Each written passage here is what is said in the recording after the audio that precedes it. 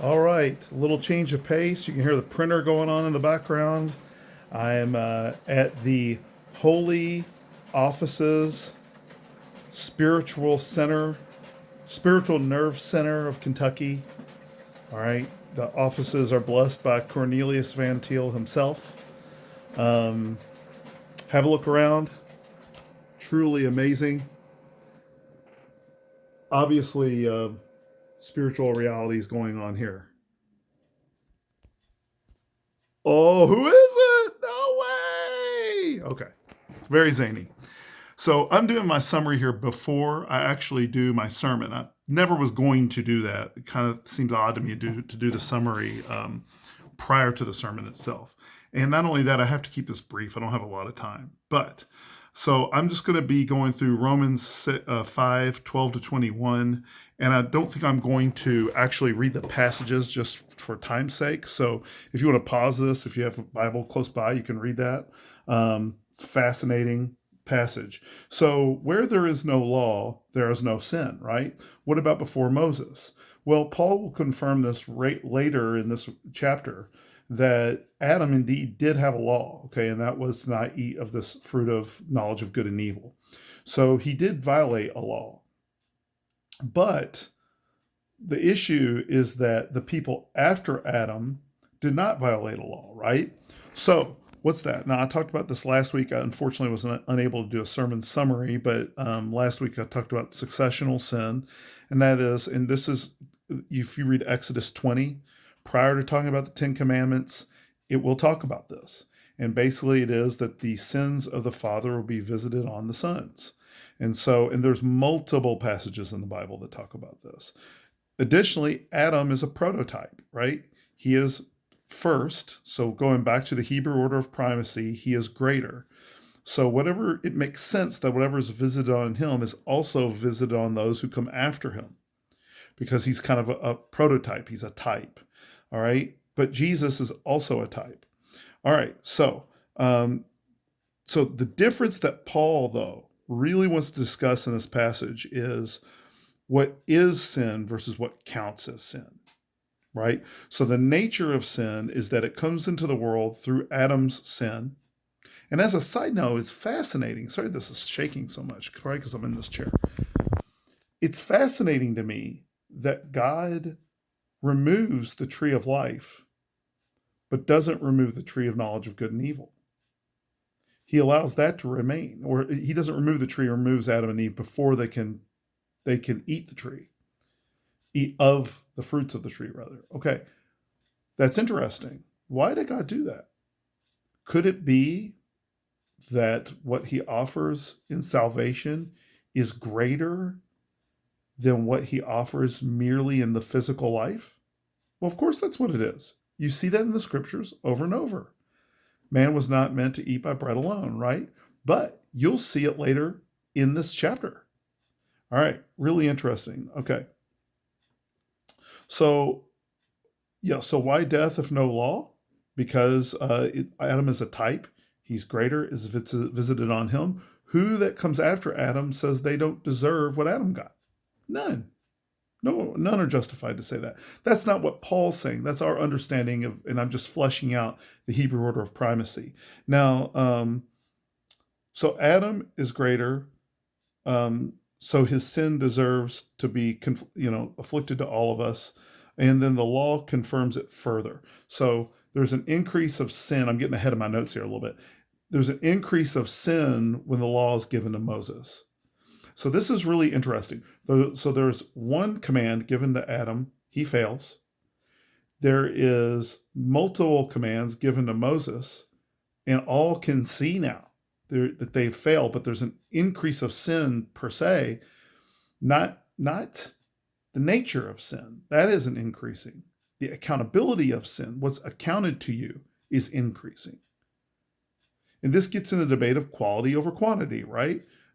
Is it the amount of life or the quality of life? Is the amount, because this passage is easy to misunderstand if you don't see it in terms of qualitative rather than quantitative. Very important that's also understood. So you have this, and then when Jesus comes along, so you have, all right, just to make this very clear, Adam, one command, one sin comes into the world, all sin comes into the world. 10 commandments are given to Moses. This increases the sin, the accountability of sin, but sin was still there. Nothing had changed. But what had changed is the accountability. Jesus comes along and increases it further. He summarizes the 10 commandments as this: do unto your neighbors as you would have them, love your neighbors as you would love yourself, right? Do unto them as you would have them do unto you, love your neighbors as you love yourself. So this extends to everyone, which Romans is talking about, right? Really interesting. Jesus then, and this is what we give glory to God to for his gospel. This is a pattern that cannot be stopped. This is what Romans is trying to show. This is a pattern that cannot be stopped. We inherit Adam's sin. That's our inheritance. There's nothing we can do about it. We are born into it. Jesus comes along and reverses it. But what Paul says is this: it's not just that he reverses it. What he offers is so much greater than what you were born into that there's no comparison. The only thing I can say is this: it would be like if you were going to jail for a crime and someone not only offered to serve your sentence for you, but they said, you can have my life too, and their life is like in a mansion. So you have a life even greater. It's not a perfect illustration because we're talking about spiritual reality versus worldly realities here, but you kind of get the point, right? Just even greater in terms of quality than before. So this also shows us why the Trinity is so important. If we really want to understand salvation, we have to know that Jesus was before Adam. Now, how is that possible if Jesus is not God? So in John 1:1-4, we see, for the beginning was the Word was God, and the Word was with God. And all things that were made through him, and nothing was made that wasn't made through him. Okay, so nothing was outside of the plan. So although these two share in typology, right? Adam is a type of Jesus, and Jesus is a type of Adam. Don't mistake the quality of the gospel for the quality of death and sin. This passage is confusing when you read it.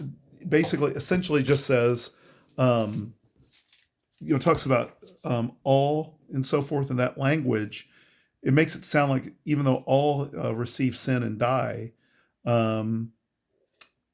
it's making it sound like, this is, there's something greater that happens with the gospel. Well, how could it be greater if all sin and die? Well, because it's not talking about quantity. It's not talking about the amount of people.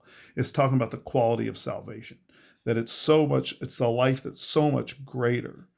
Okay, so then you get down to verses 18 and 19, and it boils down to, you did nothing to die, right? You were born. You did nothing to do that. So that's through Adam. So should you conclude through Christ that you accomplished something to gain this life? I would say not. Now, I'm going to tell my congregation the exact same thing I told them last week. If you reject this teaching because it sounds like Calvinism, you're making a big mistake. You may not be a Calvinist, but you better take Paul's teaching on this serious. Now, can I go chasing passages to try to harmonize this with free will? Sure, I could waste my time doing that if I wanted to, but why would I? Now, you might be tempted to go, well, Travis, you must be a Calvinist. Not really. I don't know enough about Calvinism to really spend any time teaching it authoritatively. I'm kind of more interested in the philosophical aspects of free will and determinism and all that. But I spend zero time really worrying about it anymore. If I have free will, then I have it. If I don't, I don't. I just look at the passages and they say what they say. And I'll tell you what, when it comes to salvation, I've come to the conclusion that it's an act that God does. Now, that may lead to a whole logical conundrum that I haven't considered in terms of Well, what about in this case, in that case? Okay, that may be. I'm willing to accept those consequences. I haven't really gone over them enough to absolutely solidify them. So maybe one day I'll be a Calvinist. I don't know. All I know is I'm going to teach the passage to the best of my abilities. And this says what it says. So don't make the mistake. This would be my big warning that I would give to anyone watching this, that I would give to my own congregation. When you come across something that sounds like a theology you don't particularly like, but the passage says what it says, don't go to other passages for this like harmony, which actually conflict with what the passage says. I've tried to do that, and I just don't think it's worth your time. Give glory to God. He reversed a pattern that you were destined to fall into. Give him glory for it. Don't spend any time worrying about these side issues. If it's that big of a deal to you, do some prayer about it. Really search through the scriptures. I understand for some people, this is hard to let go. But for me, I just don't look. I just want to learn what God has to say, and that's what the passage says. So I'm not going to spend any more time trying to change it. It's what, or any time for that matter, trying to change it. All right, finally, we get to the end here. This has gone on longer. As usual, the zany professor is, see what it is, there's all this zaniness that the zany professor is unpacking, and it's bursting out. It's just a burst of zany. How do you contain zany? You don't contain zany. It's just there. There's nothing you can do about it. So sin increases, all right? And so, what do I have written here in my notes? So sin increased due to the law, yet grace did not abide. In fact, it increased even more. Now that is amazing. So sin increased when the law came in. And what Paul is saying is, but the grace of Christ did not only did it not stifle, it didn't break under this weight of sin, because sin is a great weight, right? So the law puts a great weight on you.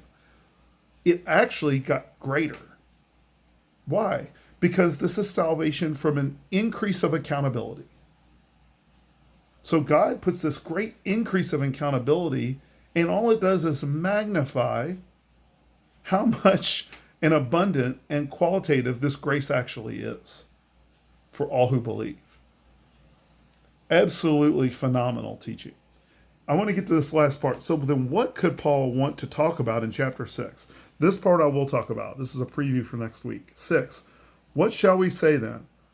Are we to continue in sin that grace may abound? So he's getting into these early heresies. Should be really interesting. All right. Have a wonderful week.